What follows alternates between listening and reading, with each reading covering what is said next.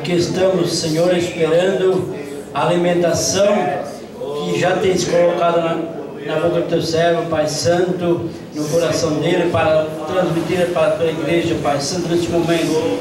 Nós te suplicamos a tua misericórdia, a tua graça, em favor de cada um, Pai Santo, que aqui está. Senhor amado, somente tu podes fazer a obra nesta noite, Pai querido, e nós já cremos que tu tens feito, Pai. Em nome de Jesus nós te agradecemos. Amém.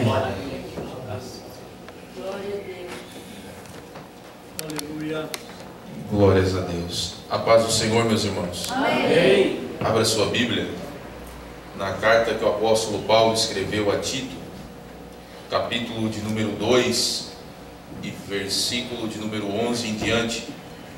Tito, capítulo de número 2 e versículo de número 11. Agradecer a Deus pelo convite de mais uma vez poder estar aqui cultuando a Deus junto com os irmãos. E quero aqui estar justificando também o nosso atraso, porque essa semana é a semana que antecede a ceia do Senhor. E na nossa congregação, na semana que antecede a ceia do Senhor, nós temos ali por hábito fazer de segunda a sexta uma campanha de oração. Então é das 7h30 às 8h30. Então, como eu não poderia ficar hoje das 7h30 às 8h30, porque estou aqui, então eu fui um pouco mais cedo, das 7 às 7h30, para poder estar aqui hoje com os irmãos, cultuando a Deus, louvando o nome do Senhor. Está aqui com os irmãos ali do Laranjinha também, está louvando a Deus. Deus abençoe a sua vida, com o pastor Osni, com todos os obreiros, que Deus abençoe a vida de cada um. Quem achou, diga amém, meus irmãos. Amém. A palavra de Deus diz assim: porquanto a graça de Deus se manifestou salvadora a todos os homens, educando-nos para que, renegadas a impiedade e as paixões mundanas, vivamos no presente século sensata, justa e piedosamente, aguardando a bendita esperança e a manifestação da glória do nosso grande Deus e Salvador Cristo Jesus, o qual a si mesmo se deu por nós, a fim de remir-nos de toda iniquidade e purificar para si mesmo um povo exclusivamente seu, zeloso de boas obras. Amém, meus irmãos? Amém. Os irmãos podem se assentar, louvando o nome do Senhor. A primeira vez que eu estive aqui, eu lembro que, acho que faz um mês e meio atrás, no máximo 2 meses, não lembro direito. Eu lembro que eu preguei sobre a justificação pela fé. Preguei sobre Romanos, capítulo de número 1, versículo de número 16 e versículo de número 17. Aqui, pela graça de Deus, nós podemos transmitir um pouco daquilo que a Bíblia fala sobre a salvação e a justiça de Cristo, que nos concedeu a oportunidade da vida eterna. E hoje me veio ao coração essa palavra que fala da graça de Deus. E a graça de Deus se há manifestada, trazendo salvação a todos os homens. Essa carta Paulo escreveu ao Tito, é chamada a carta pastoral, uma das cartas pastorais, junto com Timóteo, a 1ª e 2ª Timóteo. Tito estava em Creta, uma ilha, e foi colocado ali para colocar em ordem, deixar em ordem as igrejas daquela ilha, daquele local. Está lá presbíteros, homens de Deus, que seriam homens irrepreensíveis, para ensinar a sã doutrina, aqueles habitantes crentes que moravam ali. Por quê? Porque havia muitos outros que se diziam obreiros de Deus, que se diziam homens de Deus, mas negavam a Deus com suas obras e com seus ensinamentos, ensinando coisas que não convinham. Quem era? Eram os da circuncisão, vamos dizer assim, os judaizantes, e aí por diante. Então ele começa a ensinar aqui, Tito, o pastor da igreja, ele começa a ensinar de que maneira ele devia instruir aquele povo, como as mulheres deveriam se comportar. As mulheres mais idosas, elas deveriam ensinar as mais moças a serem boas donas de casa, a cuidarem bem do seu marido e dos seus filhos. Os jovens deveriam ser moderados, sensatos. Os idosos deveriam também ser pessoas irrepreensíveis. O próprio pastor Tito também ele deveria ser uma pessoa que fosse exemplo para o povo. Também os servos, aqueles que eram escravos, eles deveriam obedecer aos seus senhores. Então ele explana isso e manda a Tito ensinar isso à igreja. E no versículo de número 11 ele vai mostrar para nós que o que ele ensinou nos versículos anteriores era a graça de Deus. Porque aquele que foi salvo e alcançado pela graça, automaticamente ele tem uma vida totalmente oposta àqueles que não vivem debaixo da graça de Deus, ou que eles viviam anteriormente. O que é graça? Graça, nós todos sabemos que é um favor imerecido, é um dom, é um presente de Deus. E se nós vamos olhar a graça de Deus, nós olhamos desde a criação. O mundo, por exemplo, foi dado ao homem. Claro que ele foi criado para a glória de Deus e para o nome de Deus ser exaltado e para mostrar a sua grandeza, mas foi dado ao homem por graça, para que o homem cuidasse dessa graça que Deus deu para que nós venhamos a estar habitando nessa terra, que hoje está debaixo de maldição. A própria queda do homem, quando ele pecou, nós vemos a justiça de Deus, nós vemos o juízo de Deus contra o pecado, mas nós também vemos a graça de Deus dando a oportunidade do homem se reconciliar com Deus. Aleluia. Nós vamos ver a graça de Deus com o povo de Israel, chamando Abraão e trazendo Abraão para que Abraão, a descendência dele, fosse criada, surgisse uma grande nação, que hoje é a nação de Israel. Isso é graça. Nós vemos a graça de Deus nas curas, nós vemos as graças de Deus nos milagres que Jesus fez, nós vemos a graça de Deus nas ressurreições que a Bíblia tão amplamente nos mostra, nós vemos a graça de Deus. E nós estamos aqui essa noite pela graça de Deus. Mas aqui o apóstolo Paulo ele está dizendo a Tito, a graça de Deus se manifestou. Agora ele está falando de uma graça diferente. A graça de Deus se manifestou. E de que maneira a graça de Deus se manifestou? Ela se manifestou em Cristo Jesus. A Bíblia diz que a lei veio por intermédio de Moisés, a graça e a verdade vieram por Jesus Cristo nosso Senhor. Assim como um só ato de ofensa veio a condenação sobre todos os homens, assim também um só ato de justiça veio a graça para a justificação a todos os homens. Aleluia! Glória a Deus! A graça de Deus é uma graça, vai dizer aqui, salvadora. Portanto, ela traz salvação a todos os homens. Nós temos que pegar esse versículo e nós não podemos levar ao pé da letra, senão nós vamos nos tornar universalistas, ou seja, vamos crer que todos os homens, mesmo aquele que não crê em Cristo, serão salvos. Não, isso é universalismo, isso é antibíblico, isso é heresia. Quando ele fala aqui que todos os homens podem alcançar a salvação, é tanto aqueles que são judeus, quanto aqueles que não são judeus. Aqueles que são alcançados pela graça salvadora de Deus, se arrependem de seus pecados, professam a fé em Cristo, nascem de novo e agora têm uma vida nova garantida e têm uma vida eterna garantida a Ele. Mas primeiramente tem que ter a fé salvadora, porque sem a fé salvadora não há salvação. Então essa graça que foi manifestada em Cristo, ela trouxe a salvação para todos aqueles que creem. Trouxe a salvação a todos os homens perdidos, todos os homens caídos, todos os homens que estavam debaixo do jugo do pecado de Adão, todos os homens que herdaram, como eu já falei aqui da outra vez, como se fosse uma doença hereditária o pecado de Adão. Então a graça de Jesus, o amor de Deus, nos trouxe novamente a oportunidade de nos reconciliar com Deus e nos trouxe a oportunidade de ter agora um convívio novo com o nosso Senhor. Isso é graça. Deus, aleluia. O que é graça? É graça de Deus tendo misericórdia de quem não merece ter misericórdia. Graça é a bondade de Deus para quem não merece a bondade.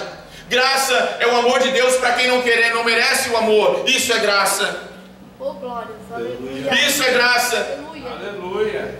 E eu quero dar um exemplo aqui de graça, por exemplo. Está eu e algum irmão aqui, algum obreiro, vamos dizer o obreiro que está ali. Nós nos discutimos, vamos, por exemplo, dar um exemplo. E o irmão me bate, o irmão me espanca, o irmão me deixa quase morto. E daqui a um tempo eu me recupero. E o irmão agora sofre um acidente e está à beira da morte, precisando de sangue. E eu descubro que o meu sangue é compatível com o sangue do irmão. O que eu deveria fazer? Na minha natureza humana eu deveria dizer, não, já que ele fez mal a mim, que ele morra. Mas o que aconteceu? Eu não. Eu fui até o hospital, doei o sangue ao meu irmão e salvei a vida dele. E ele, arrependido, veio pedir perdão por aquilo que ele fez para mim. Isso é graça. E é isso que aconteceu com a humanidade. Nós ofendemos a Deus com os nossos pecados. Nós ofendemos a Deus com as nossas transgressões. Nós ofendemos, quebramos todos os mandamentos de Deus. Deus era para nos condenar, mas veio a graça dele, enviando Jesus Cristo, seu Filho, em nosso lugar, derramando seu sangue, nos dando a oportunidade de salvação. Isso é graça. Isso é graça. Isso é amor. E essa graça, ela não traz apenas a salvação, ela traz com a salvação. Ela também é pedagógica. Essa graça, ela também nos ensina. Essa graça também, ela nos transforma. E no versículo 12, ela vai nos dizer, essa graça, ela nos educa para que, renegadas a impiedade e as paixões mundanas, vivamos no presente século, sensata, justa e piedosamente. Primeira coisa que essa graça faz, ela santifica. Ela justifica, ela regenera, ela justifica e ela santifica. E ela nos ensina, primeiramente, a renunciar. Se eu vou casar, por exemplo, eu sou solteiro, e eu vou agora unir com a minha esposa, vamos nos casar, eu tenho que renunciar à minha vida de solteiro. Porque se eu não renunciar à minha vida de solteiro, a minha esposa não renunciar à sua vida de solteira, o casamento não vai dar certo. Não vai ter condições de ser um casamento harmonioso, abençoados por Deus. Por quê? Porque eu ainda quis viver fazendo as coisas que eu fazia quando era solteiro. Da mesma forma, a graça nos ensina a renunciar. A renunciar o quê? Ao pecado, a renunciar à impiedade, a renunciar às paixões mundanas que combatem contra a alma. A graça nos ensina isso. A graça nos ensina, porque senão a nossa união com Deus, ela nunca vai ser uma união perfeita se não tiver renúncia. É verdade. Aleluia. Se não tiver renúncia, eu nunca vou conseguir ter um casamento perfeito com o noivo que é Cristo Jesus. Aleluia. A Bíblia diz que aquele que quer me seguir, renuncie-se a si mesmo, tome a sua cruz e siga-me. Ele está dizendo, nós devemos renunciar. Renunciar primeiramente a nós mesmos. Porque enquanto nós estivermos entronizados em nosso coração, enquanto o nosso ego, a nossa vontade, o nosso querer não for desfeito, nunca Cristo poderá reinar em nosso coração pela sua graça. Nós devemos renunciar a nós mesmos, às nossas próprias vontades, aos nossos próprios desejos, às paixões do nosso coração, para que essa graça superabunde em nossa vida. Oh, glória, aleluia. A graça de Deus, a impiedade, uma vida totalmente depravada, uma vida fora dos padrões bíblicos. Piedade é uma vida devotada a Deus.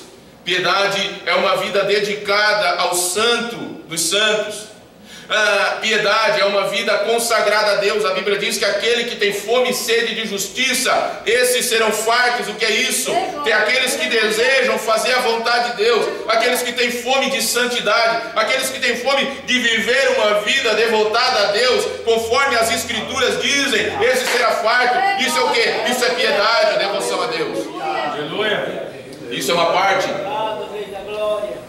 dos frutos do Espírito Santo. O apóstolo Pedro vai dizer também sobre isso. E a impiedade é o quê? A impiedade é viver o oposto da piedade. É viver uma vida oposta àquela que Deus determinou para que nós andássemos nela. Impiedade é fazer aquilo contrário que Deus nos manda e nós obedecemos pela sua palavra. Impiedade é isso, é viver o oposto do que as Escrituras nos deixaram claro para que nós venhamos a viver. Aleluia. Impiedade e as paixões mundanas. os desejos mundanos. E os desejos mundanos, eles estão dentro do coração do homem. A Bíblia diz que não devemos amar o mundo, nem o que no mundo há, por as coisas que há no mundo. Aquele que ama o mundo, o amor ao Pai não está nele.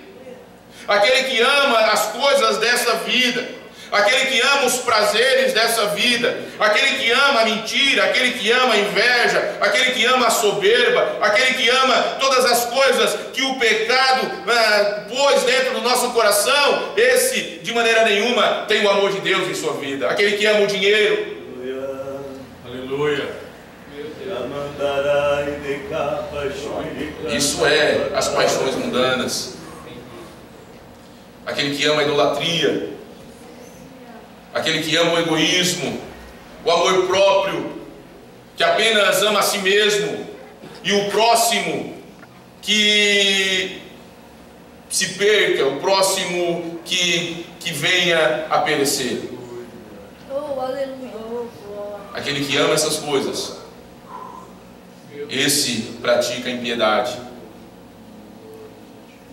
E aí ele vai dizer depois, renunciando a essas coisas, para que vivamos no presente século sensata, justa e piedosamente. Essa graça, ela nos ensina a renunciar aos pecados, renunciar aquilo que é impiedade, aquilo que é transgressão, aquilo que é contra a vontade de Deus. A graça nos ensina a renunciar essas coisas, e ela nos transforma para que nós venhamos a viver uma vida agora que agrade a Deus. E a Bíblia vai dizer que aquele que está em Cristo, nova criatura é. As coisas velhas se passaram e tudo se fez novo. Aquele que está em Cristo, a vida antiga já passou. O seu coração foi regenerado, foi transformado. O seu coração, ele foi de uma tal forma, ele recebeu uma transformação, que agora as suas paixões, os seus desejos, os seus gostos, aquilo tudo que ele amava, ele